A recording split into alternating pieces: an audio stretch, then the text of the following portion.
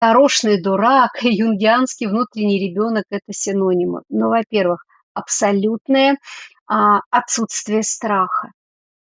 Ну, какой ребенок боится, правда? Это мы боимся за ребенка, а он — нет. Смотрите, как символично у нас друг напротив друга еще выпадает паж кубков. Так вот, тут кому-то просто говорят: не бойтесь идти в отношения, не бойтесь проявлять чувства.